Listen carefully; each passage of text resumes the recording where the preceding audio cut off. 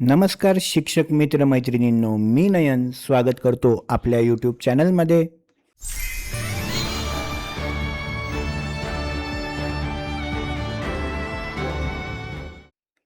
शिक्षण संचालनालय यांच्याद्वारे हे एक महत्त्वाचे परिपत्रक दिनांक 31 जुलै रोजी निर्गमित करण्यात आले आहे.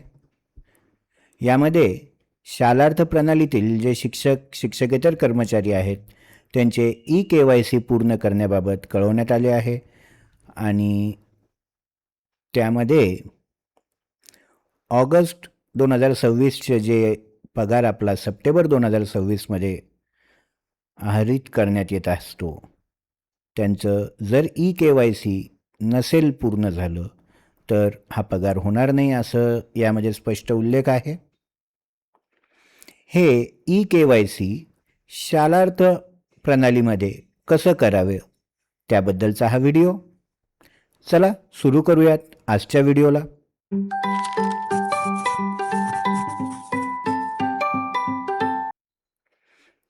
सर्वप्रथम शालार्थ पोर्टल आपलं चालू करूयात. त्यासाठी shalarth.maharashtra.gov.in shalarth.maharashtra.gov.in ही आपली शालार्थची साईट ओपन करूयात. आपल्या शाळेचा ID आणि पासवर्ड एंटर करून कॅप्चा कोड फिल करायचा आहे. मित्रांनो, कॅप्चा कोड एकदा रिफ्रेश करूनच फिल करावा आणि नंतर सबमिट या बटनावर क्लिक करायचं आहे. अशा पद्धतीने आपल्या शाळेचं शालार्थ पोर्टल ओपन झालेलं आहे. शालार्थ 2.0वर जेव्हा आपण माऊस नेऊ तेव्हा खाली शालार्थ 2.0 एक नवीन टॅब आपल्याला ओपन होताना दिसेल. त्यावर क्लिक करूयात. यामध्ये सगळ्यात शेवटी ऑथेंटिकेशन हे ऑप्शन पाहायला मिळत आहे. या ऑथेंटिकेशनवर क्लिक केल्यानंतर एम्प्लॉई KYC हे ऑप्शन येत आहे. त्यावर क्लिक करूयात. आपल्या शाळेच्या सर्व शिक्षकांचे इथे नावं आपल्याला पाहायला मिळतील. ज्या कर्मचाऱ्याचं आपल्याला KYC अपडेट करायचं आहे त्याच्या समोरील चौकटीवर सिलेक्ट या कॉलममधल्या चौकटीवर एक क्लिक करूयात. थोडं हॉरिझॉन्टली त्याला आडवं फिरवून घेऊ.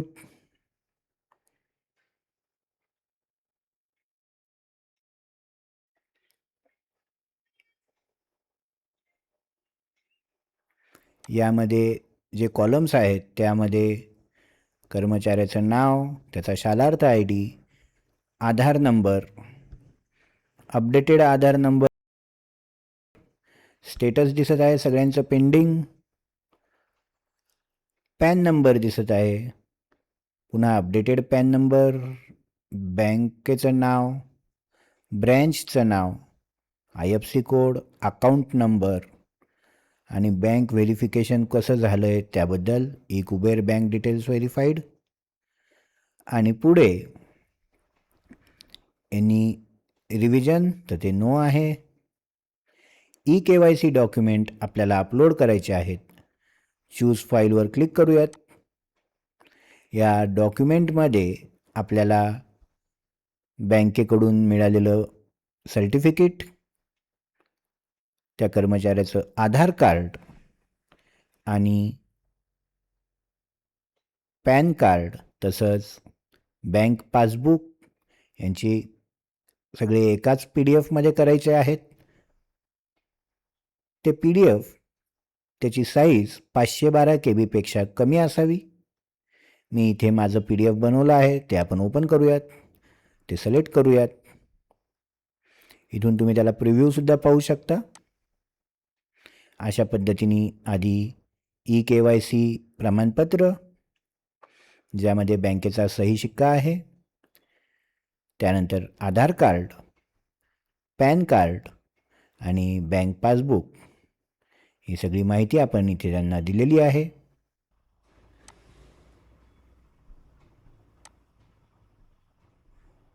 आणि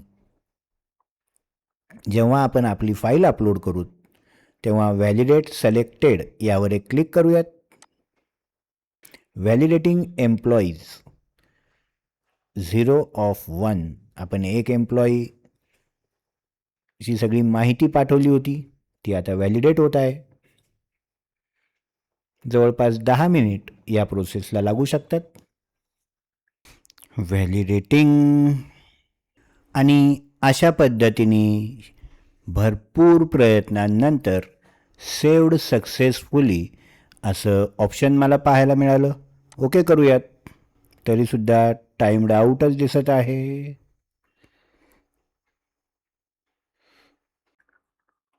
खूप वेळ ट्राय केल्यावरही स्टेटस काही व्हॅलिडेटेड झालं नव्हतं. आज सकाळी 5 वाजता मी ते परत एकदा चालू केल्यावर माझं अगदी सहज हे स्टेटस व्हॅलिडेटेड असं दिसलं. उजवीकडे स्क्रोल करूयात.